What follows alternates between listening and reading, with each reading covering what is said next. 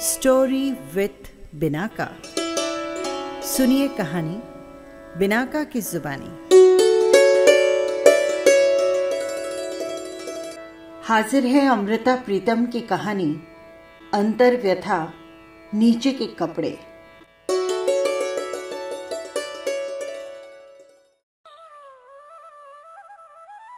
जिसके मन की पीड़ा को लेकर मैंने कहानी लिखी थी नीचे के कपड़े, उसका नाम मैं भूल गई हूं।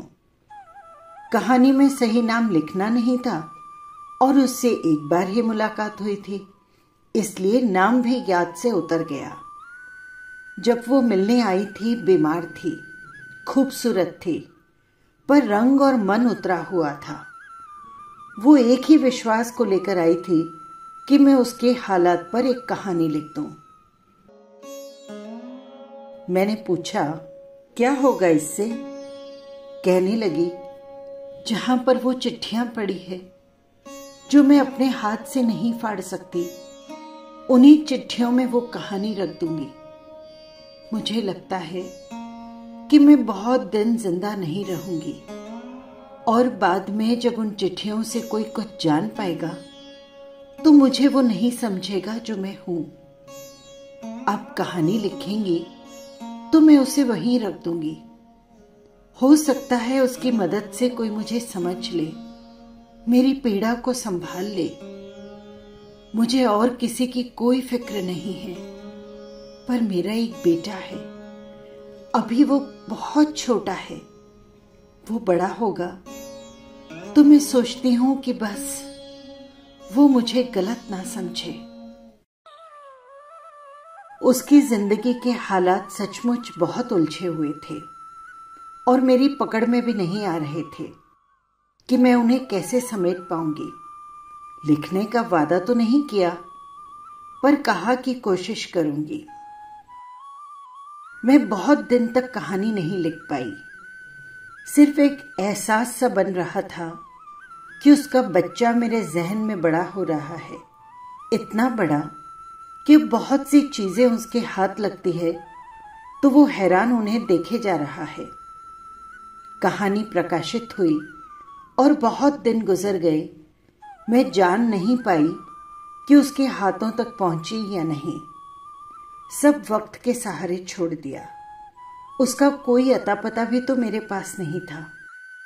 एक अरसा गुजर गया जब एक दिन फोन आया। दिल्ली से नहीं था, कहीं बाहर से था। आवाज थी, आपका बहुत बहुत शुक्रिया। मैंने कहानी वहीं रख दी है जहां मैं चाहती थी। इतने भर अल्फाजों से कुछ पकड़ नहीं आया था, इसीलिए मैंने पूछा, आप कौन बोल रही हैं और कौन सी कहानी की बात कर रही हैं? जवाब में बस इतनी सी आवाज थी, बहुत दूर से बोल रही हूं, वही हूं जिसकी कहानी आपने लिखी है, नीचे के कपड़े। और फोन कट गया। नीचे के कपड़े। अचानक मेरे सामने कई लोग आकर खड़े हो गए जिन्होंने कमर से नीचे कोई कपड़ा नहीं पहना था। पता नहीं मैंने कहां पढ़ा था कि खाना बदोश औरतें अपनी कमर से अपनी घघरी कभी नहीं उतारती। मैली घघरी बदलनी हो तो सिर की ओर से नई घघरी पहनकर अंदर से मैली घघरी उतार देती है।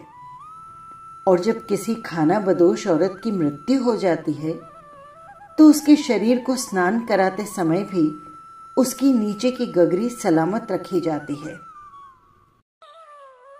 कहते हैं उन्होंने अपनी कमर पर पड़ी नेफे की लकीर में अपनी मोहब्बत का राज खुदा की मखलूक से छिपा कर रखा है। वहां वे अपनी पसंद के मर्द का नाम गुदवा कर रखती हैं, जिसे खुदा की आंख के सिवाय कोई नहीं देख सकता। और शायद यही रिवाज मर्दों की तहमल के साथ भी होता होगा। लेकिन ऐसा नाम गोदने वाला जरूर एक बार औरत और मर्दों की कमर लकीर देखता होगा। उसे शायद एक पल के लिए खुदा की आंख नसीब हो जाती है क्योंकि वो खुदा की मखलूक की गिनती में नहीं जाता। लेकिन मेरी आंख को खुदा की आंख वाला शाप क्यों मिल गया? मैं अपने सामने ऐसी औरतें और मर्द क्यों देख रहा था जिन्होंने कमर के नीचे कोई कपड़ा नहीं पहन रखा, जिन्हें देखना सारी मखलूक के लिए गुनाह है। कल से मेरी मां अस्पताल में है। उसके प्राण उसकी सांसों के साथ डूब और उतर रहे हैं। ऐसा पहले कई बार हुआ है और 2 बार पहले भी उसे अस्पताल ले जाया गया था, पर इस बार शायद उसके मन में जीने का विश्वास नहीं बन रहा। अचानक उसने उंगली से हीरे वाली अंगूठी उतारी और मुझे देकर कहा कि मैं घर जाकर उसकी लोहे वाली अलमारी के खाने में रख दूं। अस्पताल में दादी भी आई थी, पापा भी, मेरा बड़ा भाई भी, लेकिन मां ने न जाने क्यों ये काम उन्हें नहीं सौंपा। हम सब लौटने लगे थे जब मां ने इशारे से मुझे ठहरने के लिए कहा। सब चले गए तो उसने तकिए के नीचे से एक मुसा हुआ रुमाल निकाला जिसके कोने में 2 चाबियां बंधी हुई थी। रुमाल की कसी हुई गांठ खोलने की उसमें शक्ति नहीं थी, इसलिए मैंने वो गांठ खोल दी। तब एक चाबी की ओर इशारा करके उसने मुझे ये काम सौंपा कि मैं उसकी हीरे की अंगूठी अलमारी के अंदर खाने में रख दूं, और ये भी बताया कि अंदर वाले की चाबी मुझे उसी अलमारी में पड़े एक डिब्बे में मिल जाएगी। और फिर मां ने धीरे से ये भी कहा था मैं मुंबई वाले चाचा जी को एक खत डाल दूं दिल्ली आने के लिए, और दूसरी चाबी उसने उसी तरह रुमाल में लपेटकर अपने तकिए के नीचे रख ली। और जिस तरह तकदीरें बदल जाती है उसी तरह चाबियां भी बदल गई। घर में रोज के इस्तेमाल की मां की एक अलमारी है, लेकिन फालतू सामान वाली कोठरी में लोहे की एक और भी अलमारी है जिसमें फटे पुराने कपड़े पड़े रहते हैं। पापा के ट्रांसफर के समय वो अलमारी लगभग टूट ही गई थी, पर मां ने उसे फेंका नहीं और साकड़ भाकड़ वाली उस अलमारी को फालतू कपड़ों के लिए रख लिया था। घर पहुंचकर मैं मां की अलमारी खोलने लगा तो वो खुल ही नहीं रही थी। चाबी मेरी तकदीर की तरह बदली हुई थी। हाथ में थामी हुई हीरे की अंगूठी को भी संभाल कर रखना था, इसलिए मैंने सामान वाली कोठरी की अलमारी खोल ली। ये चाबी उस अलमारी की थी। इस अलमारी में भी अंदर का खाना था। मैंने सोचा उसकी चाबी भी जरूर इस अलमारी के किसी डिब्बे में मिलनी है, और मैं फटे पुराने कपड़ों की तह खोलने लगा। पुराने उधड़े हुए सलमे के कुछ कपड़े थे जो मां ने शायद उनका सच्चा सुलमा बेचने के लिए रखे हों, और पापा के गर्म कोट भी थे जो शायद बर्तन बदलने के लिए मां ने संभाल कर रखे हुए थे। मैंने एक बार गली में एक बर्तन बेचने वाली औरत से मां को एक पुराने कोट के बदले में कुछ बर्तन खरीदते हुए देखा था, पर मैं हैरान हुआ। मां ने वे सब टूटे हुए खिलौने भी रखे थे जिनसे मैं छुटपन में खेला करता था। देखकर एक दहशत सी आई। चाबी से चलने वाली रेलगाड़ी इस तरह उल्टी हुई थी जैसे पटरी से गिर गई हो, और उस भयानक दुर्घटना से उसके सभी मुसाफिर घायल हो गए हों।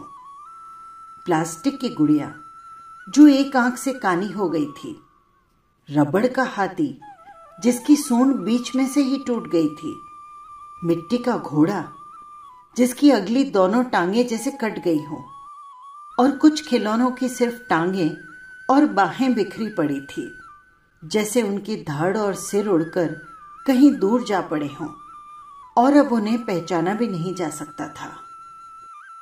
मेरे शरीर में एक कंपन सी दौड़ गई। देखा कि इन घायल खिलौनों के पास ही मिट्टी की बनी शिवजी की मूर्ति थी जो दोनों बाहों से लुंजी हो गई थी, और ख्याल आया जैसे देवता भी अपाहिज होकर बैठा हुआ है। मुझे जहां तक याद आया लगा मेरा बचपन बहुत खुशी से बीता था।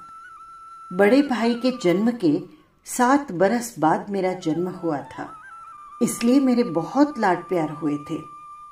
तब तक वैसे भी पापा की तरक्की हो चुकी थी, इसलिए मेरे वास्ते बहुत सारे कपड़े और बहुत सारे खिलौने खरीदे जाते। लेकिन पूरी यादों के लिए इन टूटे हुए खिलौनों को माँ की क्या जरूरत थी, ये मुझे समझ नहीं आया। सिर्फ खिलौने ही नहीं, मेरे फटे हुए कपड़े भी तहों में लगे थे। टूटे हुए बटनों वाले छोटे छोटे कुर्ते, टूटी हुई तनियों वाले झबले और फटी हुई जुराबें भी। और फिर मुझे एक रुमाल में बंधी हुई वो चाबी मिल गई जिसे मैं ढूंढ रहा था। अलमारी का अंदर वाला खाना खोला ताकि हीरे की अंगूठी उसमें रख दूं। यही वो घड़ी थी जब मैंने देखा कि उस खाने में सिर्फ नीचे पहनने वाले कपड़े पड़े हुए थे। और अचानक मेरे सामने वे लोग आकर खड़े हो गए जिनके सिर भी ढके हुए हैं, बाहें भी, ऊपर के शरीर भी, लेकिन कमर के नीचे कोई कपड़ा नहीं है। प्रलय का समय शायद ऐसा ही होता होगा, मुझे मालूम नहीं।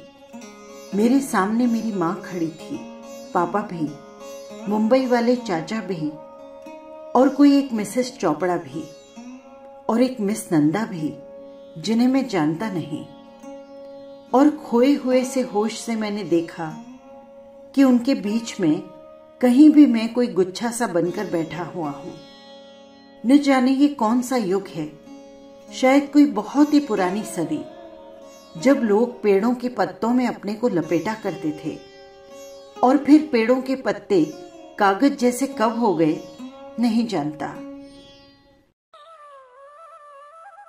अलमारी के खाने में सिर्फ कागज पड़े हुए हैं, बहुत से कागज जिन पर हर एक के तन की व्यथा लिखी हुई है, तन के ताप जैसी, तन के पसीने जैसी, तन के गंध जैसी। ये सब खत हैं मुंबई वाले चाचा जी के, और सब मेरी माँ के नाम के हैं। तरह तरह की गंध मेरे सिर को चढ़ रही है। किसी खत से खुशी और उदासी की मिली जुली गंध उठ रही है। लिखा है, विनु, जो आदम और हव्वा खुदा के बहिश्त से निकाले गए थे, वो आदम मैं था और हव्वा तुम थी।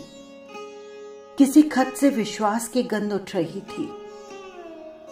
विनु, मैं समझता हूं कि पत्नी के तौर पर तुम अपने पति को इनकार नहीं कर सकती, लेकिन तुम्हारा जिस्म मेरी नजर में गंगा की तरह पवित्र है और मैं शिवजी की गंगा को जटा में धारण कर सकता हूं। किसी खत से निराशा की गंध उठ रही थी। मैं कैसा राम हूं जो अपनी सीता को रावण से नहीं छुड़ा सकता। न जाने क्यों ईश्वर ने इस जन्म में राम और रावण को सगा भाई बना दिया। किसी खत से दिलजोई की गंध उठ रही थी। विनु, तुम मन में गुनाह का एहसास न किया करो। गुनाह तो उसने किया था जिसने मिसेस चोपड़ा जैसी औरत के लिए तुम्हारे जैसी पत्नी को बिसार दिया था। और अचानक एक हैरानी की गंध मेरे सिर को चढ़ी जब एक खत मैंने पढ़ा। तुम मुझसे खुश नसीब हो विनु। तुम अपने बेटे को बेटा कह सकती हो, लेकिन मैं अपने बेटे को कभी अपना बेटा न कह सकूंगा। और अधिक हैरानी की गंध से मेरे सिर में एक दरार पड़ गई जब एक दूसरे खत में मैंने अपना नाम पढ़ा। लिखा था, मेरी जान विनु, अब तुम उदास न हुआ करो। मैं नन्हे से अक्षय की सूरत में हर वक्त तुम्हारे पास रहता हूं।